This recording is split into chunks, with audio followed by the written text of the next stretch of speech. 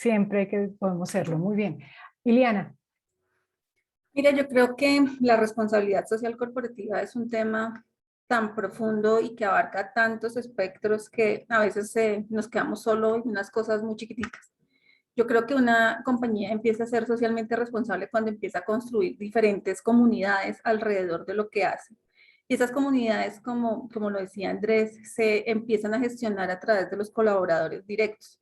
A veces nosotros como empleadores o como responsables de las áreas de talento o de las compañías, ni siquiera somos responsables con las personas que están al interior de la organización. Y yo creo que la mejor forma de proyectar una buena responsabilidad social corporativa es ser súper empáticos en primera instancia con los colaboradores. Y de ahí en adelante tú puedes empezar a construir una serie de comunidades alrededor, desvirtuando un poco el tema que la responsabilidad social corporativa es estar haciendo donaciones, estar entregando dineros a proyectos, sino es construir en forma cooperativa con otras comunidades. Tú puedes hacer responsabilidad social con comunidades de personas que han sido víctimas de la violencia y hoy en día tienen proyectos de emprendimiento a los cuales los puedes hacer proveedores estratégicos de tu organización en ciertos aspectos. Entonces yo creo que la responsabilidad sí abarca demasiadas cosas y que uno lo puede empezar a gestionar a través de la construcción de comunidades alrededor de la razón de ser de la organización. Es que uno no se tiene que apartar de lo que la compañía hace ni cómo lo hace, sino empezar a vincular personas de diferentes espectros o de diferentes comunidades para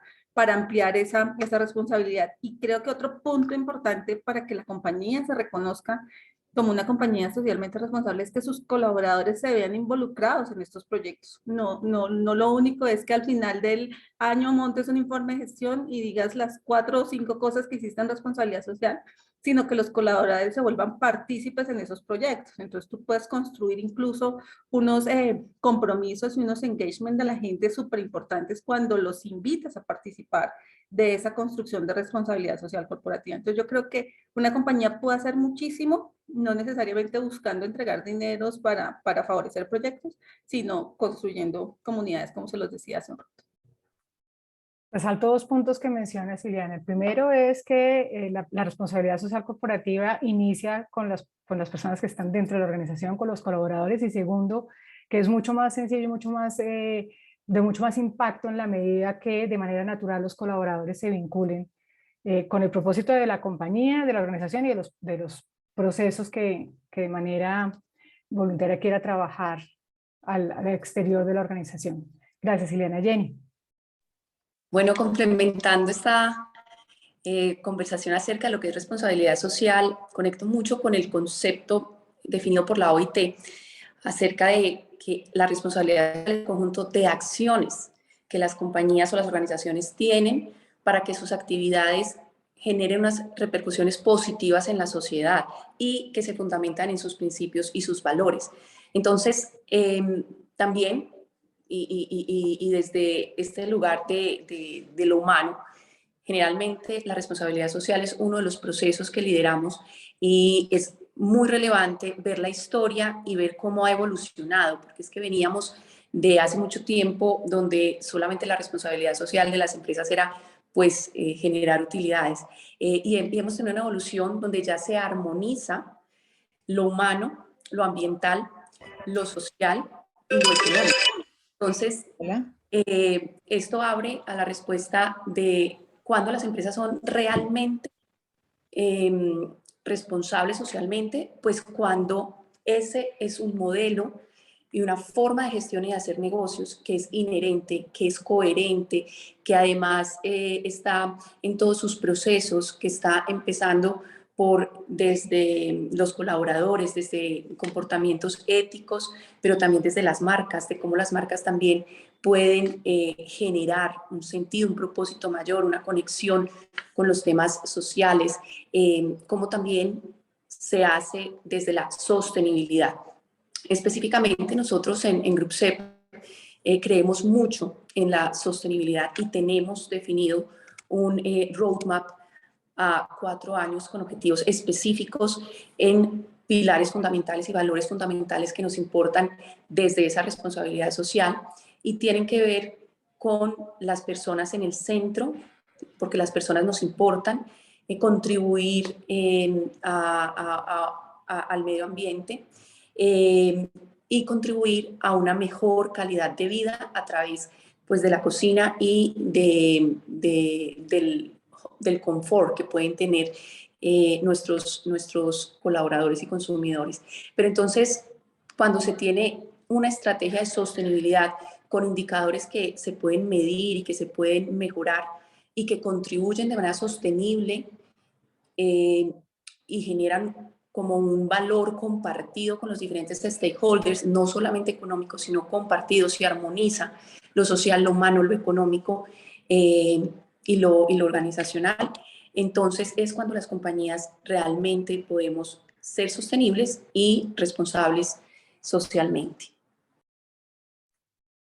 La importancia de la coherencia que trae esa mención. Y quisiera continuar contigo, Jenny, en digamos, en esa contribución que se puede hacer desde las organizaciones. Si bien Colombia ha alcanzado importantes conquistas en relación con la inclusión y con la diversidad, pues tenemos que hacer conciencia que hay una brecha importante por cerrar. ¿Qué nos puedes contar que esté haciendo, o pues desde tu experiencia o lo que estés haciendo en Grup CEP en este momento para contribuir a ese cierre de brechas en materia de inclusión y diversidad?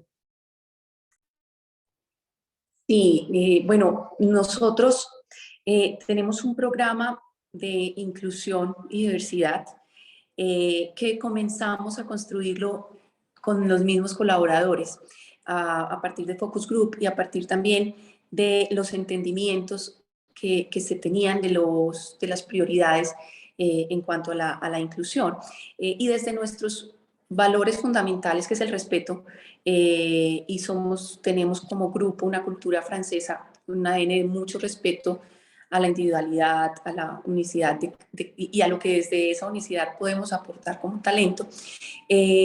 Trabajamos y con esos insights que reunimos de también qué es importante para los colaboradores y qué se entiende por inclusión y diversidad, que es muy amplio, quisimos focalizar el programa en gender balance, en balance de género y específicamente en mayor empoderamiento y participación femenina en las posiciones de liderazgo, pero cuando hablamos de empoderamiento de la mujer, también desde estrategias de capacitación, desde mejorar las condiciones físicas para las mujeres por su maternidad, por su lactancia, y aplica pues en muchos aspectos, pero lo que nosotros hicimos desde incluir a todos los colaboradores en esta construcción fue generar un programa con un logo que además los colaboradores votaron por cuál era el que nos representaba, y hemos hecho una política de generar pues y de declarar cómo desde todos nuestros procesos garantizamos que se cierren esas brechas, o sea, incluso procuramos y desde nuestra cultura incentivamos que no hayan sesgos inconscientes, ni de género, ni de raza, etcétera. Y es muy amplio lo que venimos trabajando, pero solamente para citar acciones concretas. Estamos en el ranking PAR, que es pues una herramienta de medición objetiva y de un tercero que se hace anualmente para mirar esas condiciones de equidad de género que tenemos en las organizaciones de Latinoamérica. Entonces nos comparamos también en cuanto a esta equidad de género con otras organizaciones y tenemos unos resultados donde en las diferentes dimensiones que se miden tenemos referentes, organizaciones que son referentes y que compartimos prácticas para hacerlo mejor, pero también reconocemos las prácticas que nosotros tenemos, en donde con unos indicadores donde antes veníamos de una participación de un 20% de las mujeres en posiciones de liderazgo, ya estamos en un año, subimos a un 35% y la idea es que a 2 años lleguemos a una participación equitativa 50-50. Hemos desarrollado un programa que se llama Empower CEP, donde facilitadoras y mujeres que son elegidas a nivel interno por ser muy influyentes en diferentes aspectos, no solamente profesional, sino también en su presencia, en su forma de arreglarse, en su manera de tratar y de manejar presentaciones, situaciones diferentes. Las nombramos maestras de este programa de Empower CEP y son facilitadoras de cursos como una academia para empoderar a las mujeres en los diferentes temas del ser y del hacer y del saber hacer. Todo esto pues con talento interno y tenemos a través de la fundación que nosotros tenemos una fundación que se llama Taller de Sueños, programas dedicados a mujeres, incluso tenemos una alianza con la Fundación de Segundas Oportunidades, con la Fundación de Acción Interna de Johanna Bamón, muy orientada a las mujeres que cuando salen de la reclusión buscan una segunda oportunidad para reincorporarse a la sociedad y en esta alianza dedicada a las mujeres, a esas segundas oportunidades de mujeres, a través de voluntariados y a través también de referentes que tenemos con, con, eh, con facilitadores y con coaches, estamos acompañando a estas mujeres para que desarrollen habilidades muy orientadas al ser, de recuperar la confianza, de sanar, bueno, temas de inteligencia emocional, temas también de manejo de finanzas, temas también de volverse a la empleabilidad. Y este programa que a través de la Fundación Acción Interna y la nuestra, Taller de Sueños y Musa Samurai, se llama Mientras Tinto, les brinda oportunidades económicas legales mientras vuelven a un empleo ya más estable. Son diferentes programas que a través de nuestro programa de Gender Balance hemos ido desarrollando, solo por citar algunos, estos que les cuento, pero culturalmente vemos en todo nuestro equipo humano, en todas las áreas, pues una gran apertura y receptividad por cada vez tener o sea, menos sesgos, tener como sobre todo la equidad y la participación femenina y reconocer también como esa fuerza femenina, esa fuerza masculina, suman, multiplican y potencializan la cultura y los resultados. Excelente, Jenny, muchas gracias. En este sentido, bueno, tú nos hablas en relación con lo que tiene que ver con la equidad desde el punto de vista de género. Hay otro factor que tiene que ver con la inclusión y es el tema generacional. O sea, el DANE nos dice que cerca del 27% de las personas en edad productiva estamos arriba de los 42 y en ese espacio se empieza a sentir como que el mercado se pone un poco más lento, como que en algunos casos tenemos conversaciones como que las oportunidades son menos. De otro lado, los jóvenes también están esperando entrar a la vida laboral y están pidiendo oportunidades. ¿Cómo desde tu organización, en tu experiencia, Ileana, has manejado o has administrado lo que tiene que ver con la diversidad desde el punto de vista generacional? Pues mira, yo soy una convencida de que uno no tiene que ser o no debería haber al interior de las organizaciones ningún factor discriminatorio para contratar a alguien. Y esto no es solo un tema generacional, sino son demasiadas tendencias y cuando uno tiene la oportunidad de hablar con diferentes líderes de la organización, creo que hoy en día ha evolucionado un poco más. Creo que antes era mucho más complejo cuando estuvimos en un boom de que los jóvenes y los famosos ejecutivos como estos, que o un termómetro, eran los que realmente podían empezar a liderar las organizaciones y con el tiempo se dieron cuenta que la experiencia de los años también son importantes. Se ha reevaluado un poco el tema. Yo creo que hoy en día la lentitud en los procesos, más que por el tema de edades, se apoya mucho en la cantidad de personal capacitado, con grandes habilidades y con unas experiencias importantes. Cuando uno está en un proceso de transición de carrera y empieza a buscar esas oportunidades, se encuentra que con uno hay muchísimas más personas de las mismas condiciones o de pronto con mejores o menores habilidades pero son muchas más las personas que están buscando ese proceso. Creo que la cantidad de profesionales y de experiencia que va creando el mercado es mucho más que la generación de nuevas oportunidades que hay. Entonces, por eso se siente en algunos momentos que es un tema de generación, pero yo creo que, o por lo menos desde las experiencias que yo he vivido por las compañías que he trabajado, lo que buscamos básicamente es que esa persona tenga las capacidades, la experiencia, el recorrido y todos esos elementos que puedan aportar a cumplir unas metas y unos objetivos en la organización. En la compañía en que yo estoy en el último año, hemos vinculado a varios ejecutivos y todos están por encima de los 45 años. Entonces, es entender básicamente uno como organización que necesita. Y yo creo que hoy en día lo ideal es conseguir esa mezcla entre la persona que tiene una experiencia, un recorrido importante y estos nuevas generaciones que vienen con ideas completamente disruptivas, pensando diferente. Y cuando logras mezclar estos dos mundos, creo que logras hacer la mejor combinación para potencializar a las organizaciones.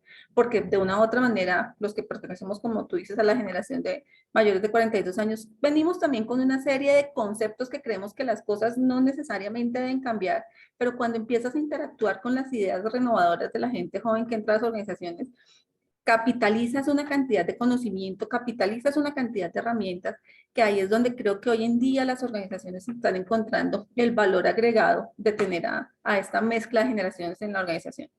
Entonces, más allá de sentir que el tema se vuelve lento, porque creo que cuando uno se pone el paradigma en la cabeza que porque ya tengo cierta edad me va a ser más difícil, eso en los procesos y en el momento en que uno quiere cambiar de espacio o vincularse a otro aspecto, le genera un freno. Todos estos pensamientos que uno tiene en la cabeza en un momento determinado te generan un freno. Y yo he tenido la oportunidad de hablar con varios headhunters de personas ya grandes de 45, 48, 50 años y dicen, mira, más allá de su edad, es que uno siente que como que ya quiere que esa misma persona siente que no da, porque se genera un paradigma. Entonces, aunque habrá organizaciones que lo mantienen como política, yo creo que la gran mayoría no lo es así, sino que hay un mercado muy competitivo, mucha gente buscando oportunidades, que lo que hace es que sea más difícil y más lento en un momento determinado conseguir vincularse después de los 42 años. Pero en la experiencia y en el networking que yo tengo con muchas organizaciones y personas de talento humano, el concepto de la edad no está tan vigente. Hay algunas organizaciones que sí lo mantienen, sí, pero soy una convencida de que para lograr una buena vinculación en un proceso y vivido desde la experiencia propia, porque no lo estoy hablando desde la experiencia de los demás, sino también desde mi propia experiencia, creo es cómo construir esos discursos alrededor de lo que uno realmente como profesional y como ser humano puede ofrecer a una organización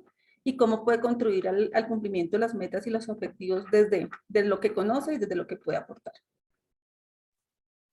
Importante reflexión la que nos dejas de manejar nuestros pensamientos, sobre todo en este proceso para quienes estamos en transición laboral. Creo que hay un elemento bien importante de manejar positivamente como parte de la preparación. Andrés, hay otro elemento relacionado con la posibilidad de involucrar a personas con capacidades distintas o con discapacidad a las organizaciones. Gracias a la tecnología, que es la organización de la cual es parte, cada vez la posibilidad de incluir personas que tienen algún tipo de discapacidad, pues se ha venido facilitando. ¿Qué experiencia puedes compartir con nosotros en relación con la inclusión de un segmento de la población que, al igual que nosotros, tiene expectativas, tiene necesidades, tiene intereses de ser productivo, y pues que necesita pues que las organizaciones se hagan parte de manera activa en proponer este tipo de opciones?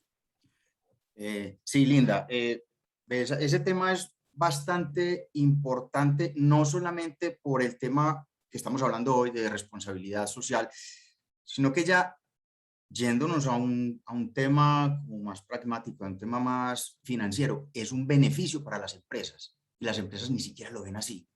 Yo te voy a contar, pues les voy a contar a ustedes porque me parece que en este tema de transición que están algunos de ustedes, es bueno que lo conozcan para cuando lleguen a empresas y ustedes sean como, tengan un ojo crítico y decir, por aquí puede haber algunas oportunidades. Miren, primero que todo, yo lo que creo es que las empresas tienen que identificar para ellos, para su proceso.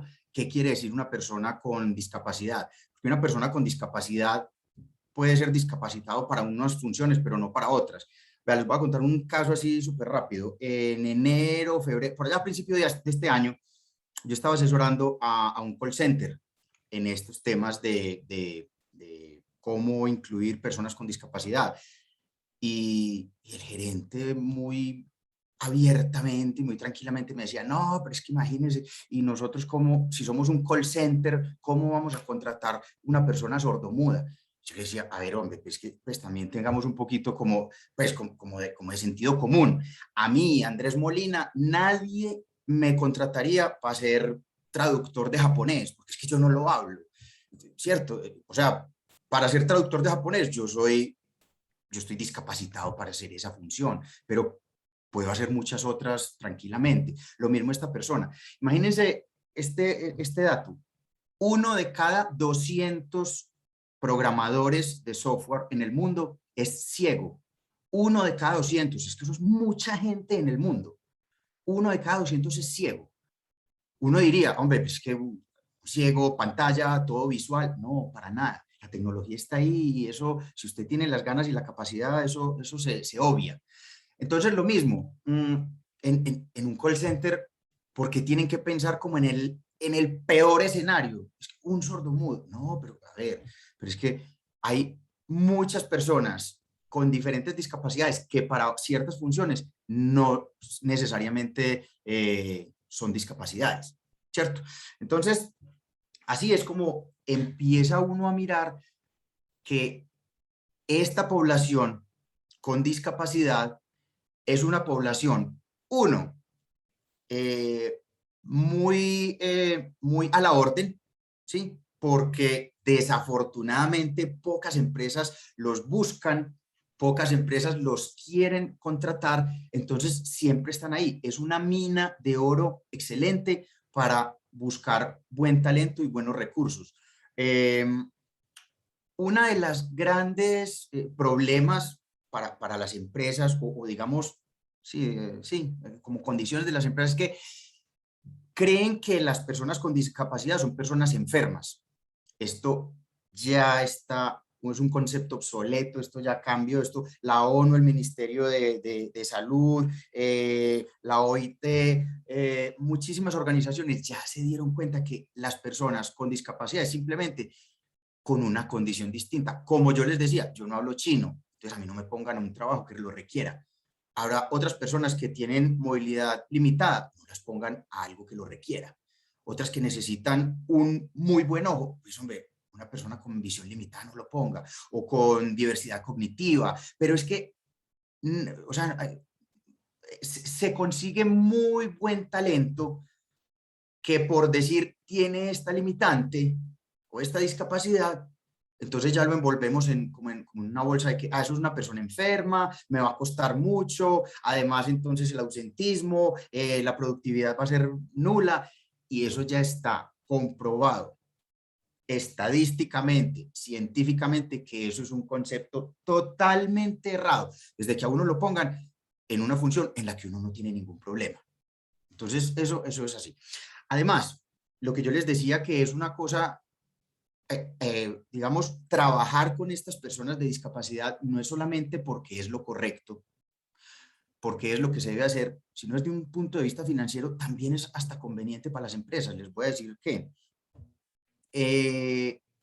hay varias leyes en Colombia, ojo, no una, varias, y varios decretos que le dan a las empresas beneficios, descuentos tributarios, exenciones de impuestos, si contratan a personas con discapacidad. Entonces, imagínense, si ustedes están contratando a una persona que sea, no sé, un diseñador para nada, necesita sus piernas y usted tiene 2 candidatos, uno en silla de ruedas y otro con movilidad sin problemas, ¿cierto? Sin ninguna limitación de movilidad. Los 2 candidatos están ahí. Muchas empresas dicen, pero es que esta persona me va a costar, porque es que entonces me toca hacerle un ascensor, una rampa. Eso también está muy pasado de moda porque ahora muchas empresas ya se quedaron trabajando remoto, las que no y están volviendo, todo cambió, entonces ya están, ese tema, digamos, de la locación ya no es un problema. Y si esa persona versus una persona, entre comillas, normal, ¿cierto? Si una persona que no tiene esa discapacidad, que la podríamos estar encasillando, adicionalmente me trae beneficios tributarios, beneficios financieros. Hay personas con discapacidad que si yo las contrato, me pueden dar tributariamente descuentos de hasta, ojo con esto, 200%. 200% de descuento. Entonces, es gente que ella misma se ayuda a pagar su salario. Díganme si no es algo que nosotros, los empresarios, estamos desperdiciando. Y no, ojo pues, no solamente, de nuevo, porque es lo correcto, porque es lo que deberíamos estar haciendo, sino si usted solamente lo quiere ver por el tema financiero, también es una muy buena fuente de talento. Entonces, es el momento para buscar a estas personas. Y lo bueno es que estas personas ya se están agrupando de manera que ya no es tan difícil acceder a ellas.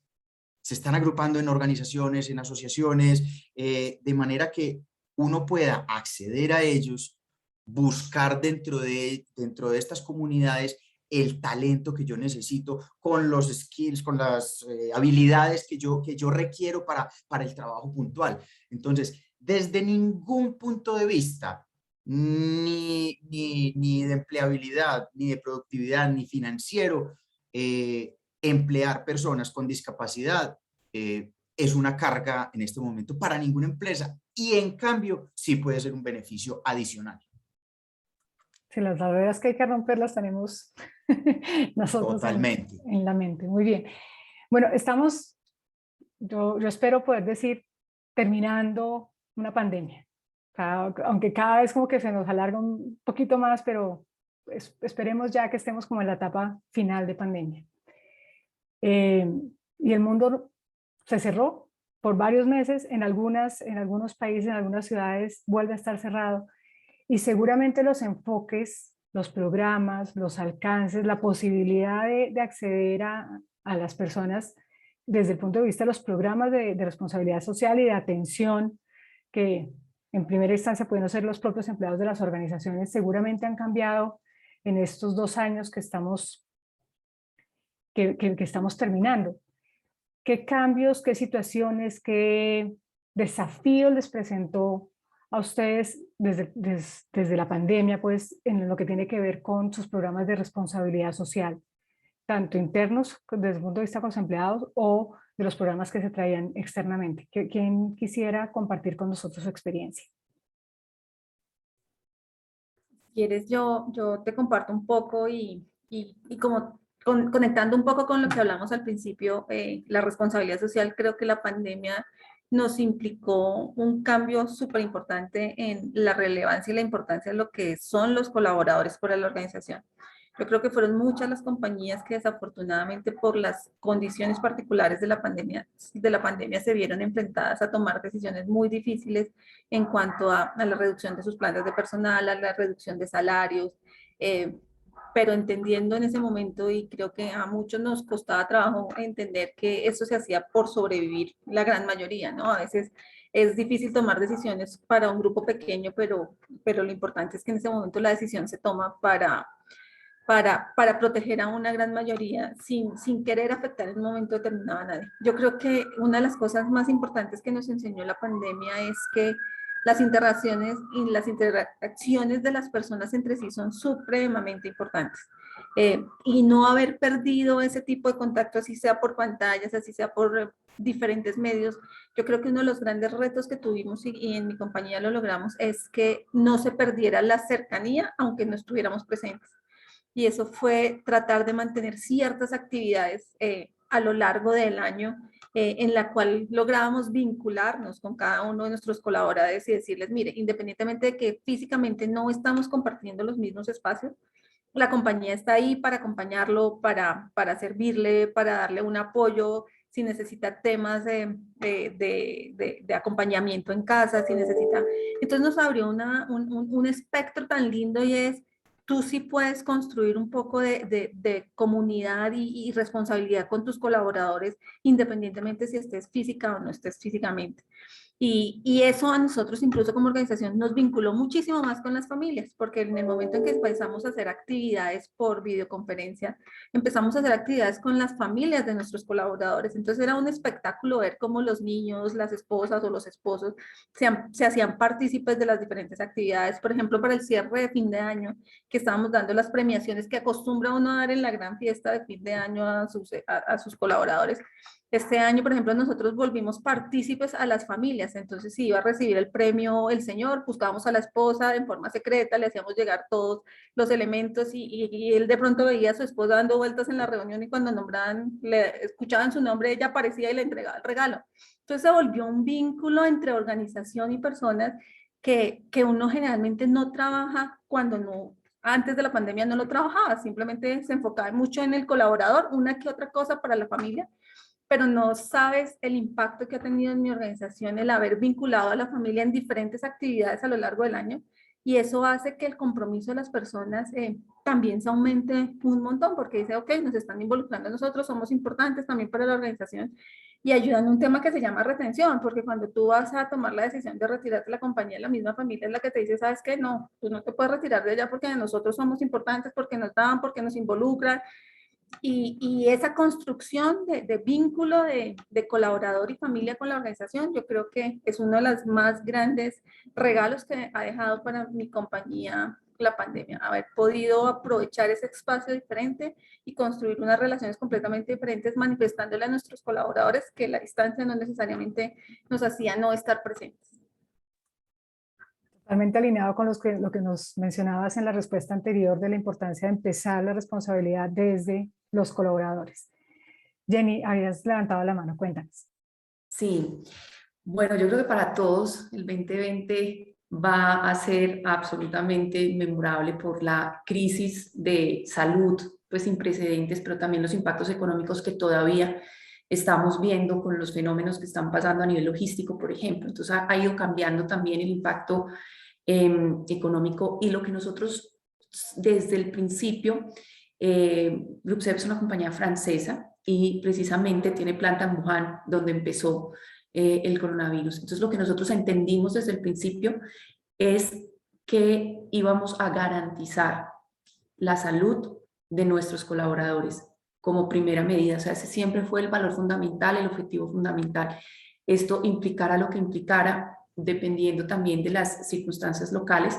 Nosotros, por ejemplo, anticipamos, no esperamos a la declaración de confinamiento que hubo en Colombia, sino que una semana antes ya habíamos decidido parar, porque ya esto ya había empezado a afectar al grupo, ya sabíamos que como esta tendencia, y teníamos unos lineamientos donde la seguridad y la salud de nuestros colaboradores era lo más importante. Al no ser una industria esencial, nosotros tuvimos que parar las plantas de producción, las 24 tiendas de retail home and cook que tenemos, y entendimos que el desafío era muy humano, y entendimos que no había receta, que no había algo que hubiera funcionado para hacerlo ahora. Entonces fue lo que empezó a emerger, fue muy espontáneo, y trabajamos de manera muy colaborativa en cómo repensar la nueva forma de trabajar virtual, pero también en cómo podíamos acompañar a las personas operativas y comerciales que obviamente no había cómo tenerlas trabajando por la misma situación de confinamiento, y emergieron muchas iniciativas de vender por catálogos, de conectarnos a través de entrenamientos, etcétera, por el celular. Entonces nosotros teníamos 900 personas que no tenían ningún acceso ni a Instagram ni a nada. Nos reinventamos, les enseñamos cómo crear sus cuentas, cómo estar conectados a través de Teams, que es la herramienta que usamos. Y fue un trabajo a nivel de los equipos, de los diferentes equipos, muy colaborativo, que demostró el compromiso, pero sobre todo pues la colaboración y y la solidaridad que teníamos. Entonces, a tu pregunta, Linda, de también cómo socialmente esto lo manejamos, primero, con nosotros, pues, aunque tuvimos suspensiones de contrato, nosotros dimos unos auxilios para que las personas no hubieran afectado su tema económico. Nosotros hicimos unos acompañamientos de salud mental y acompañamientos de psicología positiva a todos nuestros colaboradores. Teníamos constantemente conversaciones y pues los líderes también muy constantemente entendiendo cómo estaba la realidad y la situación de cada uno de sus equipos, y desde talento humano, pues rápidamente también cuando se empezó a reactivar todo, vimos esta forma virtual de trabajar en los administrativos y comerciales y de reincorporar con medidas de seguridad a las personas operativas y comerciales, acompañar ese cambio.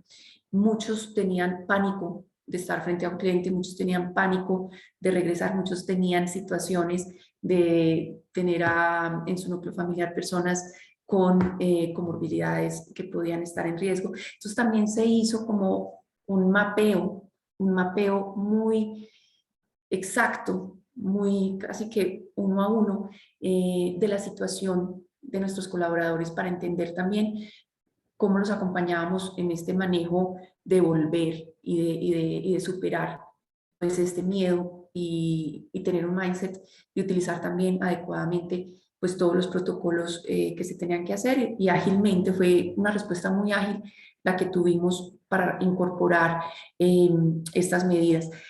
A nivel también social, pues emergieron iniciativas, porque nosotros tenemos a través de la Fundación Taller de Sueños y Musa Samurai una comunidad que se llama Tinteros de Corazón, y es que a través del termo y musa se crea un oficio, que es vender tinto en la calle, es un oficio de vendedor ambulante. Pues bueno, esta comunidad, que nosotros tenemos un censo de 7.000 tinteros, estaban en situaciones dramáticas. Entonces, tuvimos unas alianzas con Nestlé, y tuvimos también con los mismos colaboradores un acompañamiento de proveerles mercados, de proveerles en diciembre del año pasado a los hijos de nuestros tinteros regalos de Navidad bajo medidas de mucha bioseguridad, bajo muchos protocolos, pero llegamos, nos acompañamos y fue, digamos que muy satisfactorio saber que todos estábamos atravesando una situación de altísima incertidumbre, pero éramos equipo y estábamos ahí también para no solamente pensar en nosotros, sino pensar en ese dominio del ser una organización, pero también de tener comunidades que a través de la Fundación apoyamos y la seguimos apoyando. Entonces, con Nestlé, con la Alianza de Nestlé, logramos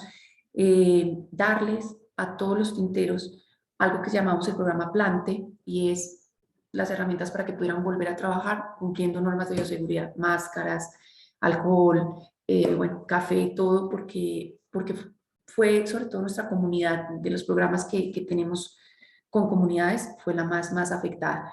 Entonces, fue un camino de mucho aprendizaje, pero sobre todo de mucha colaboración y de mucha empatía y de mucha gratitud, de valorar, pues, estuvimos mucho en la emoción de la gratitud. No tuvimos situaciones de pérdidas de colaboradores, pero lamentablemente sí tuvimos, pues nuestros colaboradores perdieron algunas personas de su familia, entonces acompañar también ese duelo, esa pérdida.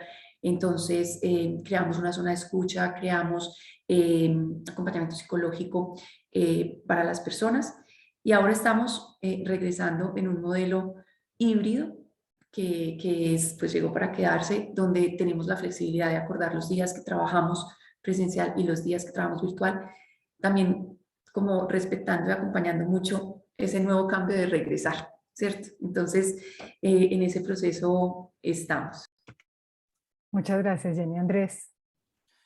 Bueno, sí, mira, nosotros también tuvimos bastantes actividades políticas, cambios de hacer las cosas, pues, para afrontarlo, pero, digamos, más allá pues como de hacerles un listado, porque veo que en las empresas de Jenny y Liliana hicieron muchas de las cosas que nosotros también hicimos, otras que apenas estoy oyendo y hubieran sido bastante interesantes haber hecho. Pero más allá de ese listado, yo quisiera hablarles es qué hicimos nosotros, pero conceptualmente. Es muy sencillo. Nosotros dijimos, aquí o no cae nadie o nos caemos todos. Así sencillamente. Entonces la empresa dijo, si la empresa ha de sobrevivir, también tiene que sobrevivir. Y en la misma forma, empleados, proveedores y clientes. Entonces nosotros en ningún momento dijimos, vamos entonces a dejar de pagar, vamos a exprimir a proveedores para que nos reduzcan precio, vamos a cortar costos o hacer cortes de personal, nada. Vamos a intentar o todos pasamos al otro lado del lago o todos nos ahogamos juntos. Esa fue como la gran premisa. Entendiéndolo como que si nosotros como empresa sobrevivimos a costa de empleados, proveedores y clientes, sobrevivimos hoy, pero ¿quién va a trabajar para nosotros y a quién le vamos a vender en un futuro? Y en un futuro muy cercano. Entonces, ahí es de nuevo el tema de responsabilidad social. Dijimos, no, aquí lo que tenemos que hacer es como orquestarlos. Siempre uno, en el lugar que esté, es como la mitad de una cadena. Siempre hay mucho para allá y mucho para allá. Entonces nosotros empezamos a ver, nosotros somos la mitad de esta cadena que conocemos. Clientes, proveedores y empleados, y nosotros en la mitad. Pues por lo menos a ese grupito, cuidémoslo y cuidémonos.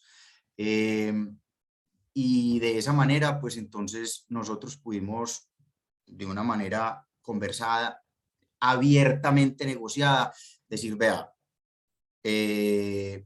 yo le quiero cobrar tanto a usted por este servicio, pero yo sé que si yo le cobro en este momento, lo mato. Entonces yo le voy a bajar mi precio, yo le voy a bajar mi precio, usted me va a pagar menos durante los próximos 2 años, y menos es pues 30, 40% menos, o sea, a esos niveles redujimos la cosa para que algunos de nuestros clientes sobrevivieran, porque estaban en una situación muy fuerte. Algunos de nosotros eran operadores turísticos, imagínense. Entonces, les bajamos los costos, pues mejor dicho, casi a costo. Y lo que hicimos fue, pues obviamente, generar unas muy buenas relaciones a largo plazo, pero lo que hicimos fue ayudarnos entre todos a pasar este mal trago.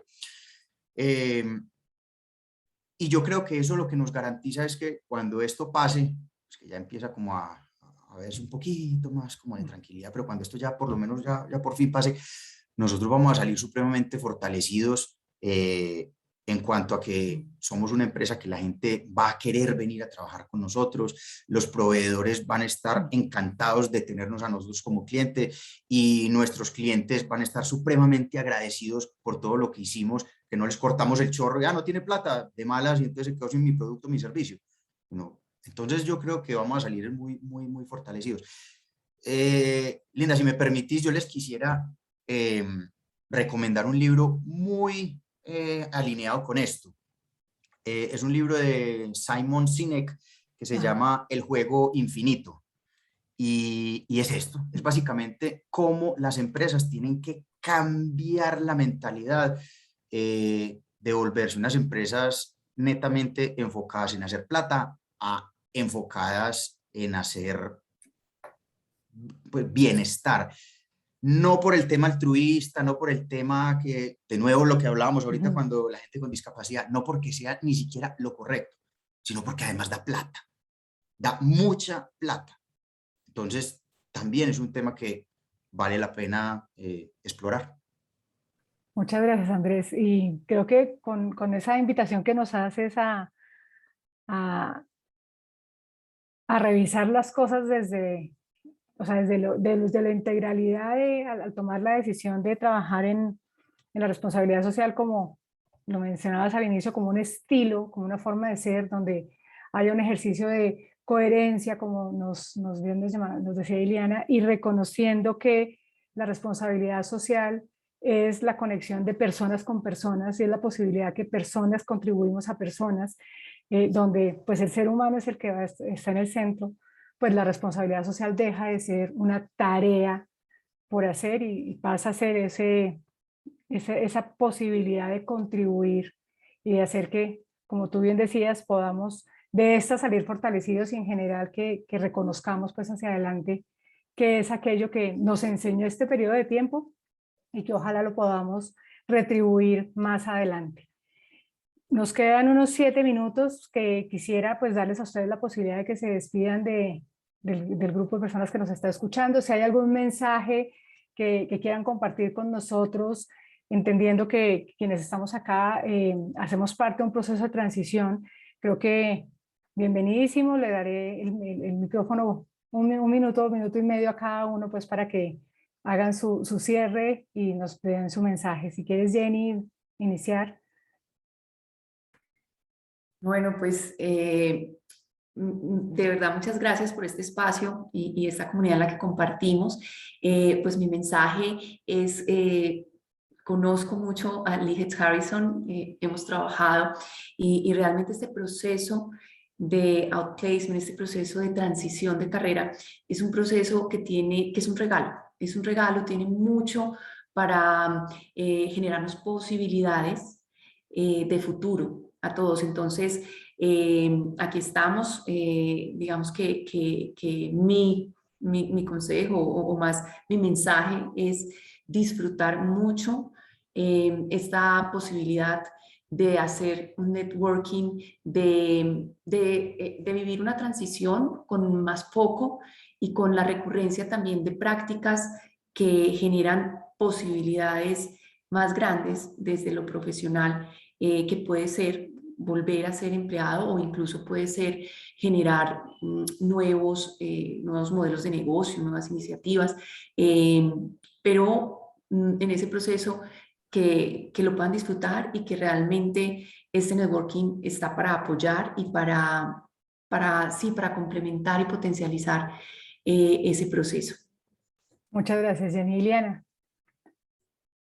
Yo creo que una de las cosas más importantes cuando uno está en un proceso de transición, que creo que muchos de los que pasamos por eso lo vimos, es que a veces nos cerramos la vista hacia las oportunidades y solo vemos lo que no nos está pasando. Entonces aquí la invitación es, las cosas están ahí, hay que buscarlas. Es un proceso en el que uno tiene que abrir mucho sus pensamientos y mucho su capacidad de entender que hay cosas que tiene que ir viviendo paulatinamente. Y lo que les decía hace un rato es el discurso que uno se coloque en la cabeza es el discurso que directa o indirectamente va a transmitir cuando está en un proceso de búsqueda de nuevas oportunidades. Entonces aquí la invitación es a construir esos discursos positivos, a encontrar lo más importante y lo más valioso que tiene uno como persona y como profesional y cómo con todas estas herramientas propias puede ayudar a contribuir a la organización que te abra las puertas. Entonces aquí lo importante es trabajar en ese discurso mental que a veces a uno le cuesta tanto trabajo ponerlo en positivo porque como seres humanos y la condición humana nos lleva muchas veces a buscar lo que nos mortifica y lo que no hemos logrado, es a cambiar un poco eso y mantener esa expectativa súper positiva, ese pensamiento súper positivo y no encontrar las barreras antes de llegar a las oportunidades. Había una persona a la que le decíamos mucho en una compañía en la que yo trabajaba que era muy buena consiguiéndole problemas a las soluciones. Entonces, tratemos más bien de buscar esos espacios y esas soluciones a las cosas que se nos van presentando y se los puedo asegurar que eso es lo que irradia y lo que transmite uno en un momento de tener un contacto con las otras personas. Entonces, esa es la apertura más importante y la invitación que creo que deberíamos tener todos, es ese discurso que siempre nosotros tenemos en la cabeza, porque todos tenemos esa permanente conversación interna, la enfoquemos a todo lo bueno, todo lo positivo y todo lo que podemos generar a través de una construcción diferente de nuestro pensamiento. Excelente, Liliana, gracias. Andrés. Bueno, sí, el último mensaje que yo quisiera darle a todos ustedes es, bueno, algunos de ustedes están en este momento en un proceso de transición o de búsqueda en el que próximamente estarán dentro de una nueva familia, una nueva empresa. No se olviden de este concepto de responsabilidad social, porque puede pasar De hecho, es muy probable que a la empresa que ustedes lleguen apenas esté como en pañales este tema, porque en ese nivel es donde estamos. Para darles un tema de las personas con discapacidad, solamente las empresas tienen solamente 0.3% de empleados con discapacidad. En promedio, en Colombia, 0.3, no llegan al 1%. Y ahí, como vimos, hay un potencial enorme, talento enorme. Entonces, qué bueno que ustedes cuando lleguen a esas empresas, lleguen con este conocimiento, lleguen con estas nuevas ideas, porque es que son ideas que, repito, no son altruistas, sino que además de ser lo correcto, son financieramente beneficiosas. Entonces, no lo dejen ahí como en saco roto, lleven estas ideas a sus nuevas empresas. Excelente, muchas gracias. Disfrutar, manejar nuestro diálogo interno y llevando la responsabilidad social como un estilo de vida. Son los mensajes que recoja acá. Muchas gracias, Jenny, muchas gracias, Ileana, muchísimas gracias, Andrés, por este espacio. Y ahora pues continuamos con